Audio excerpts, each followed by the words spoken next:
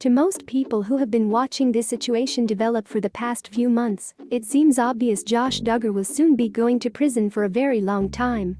Josh was arrested on child pornography charges back in April, and the legal wrangling that's been taking place ahead of his trial has given us a pretty good idea of how each side will make their argument in front of the judge. Basically, the prosecution has a ton of evidence that points to Josh's guilt, while the defense is hoping that if they muddy the waters enough, they might be able to create a shadow of a doubt with regard to Josh's guilt. Unfortunately for Duggar and his top-shelf team, that task looks more daunting every day. Earlier today, we reported that Josh's former co-worker has cooperated with investigators and will likely testify when this case goes to trial on November 30th.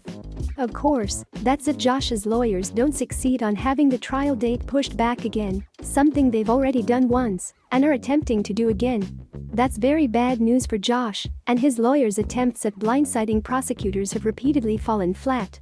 Last week, for example, they tried to have an important piece of evidence thrown out. It seems that investigators took photos of Josh's hands shortly after he was arrested in April. Those photos could be significant when the case goes to trial, as apparently a scar on one of Josh's hands matches certain incriminating photos found on his computer.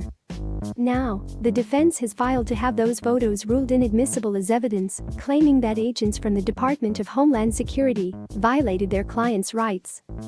What is particularly egregious about Homeland Security's conduct in this capacity is that Duggar's body parts were manipulated and he was required to pose for the photographs, their motion states.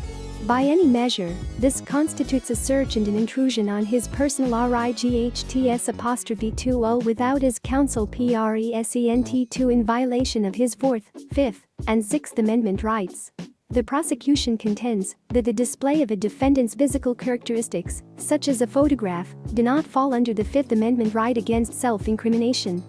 They say the rule against taking photos of suspects for use as evidence only applies to critical stages of criminal proceedings, not a routine arrest and mugshot session. The DA also points out that Duggar voluntarily consented to having the photos taken.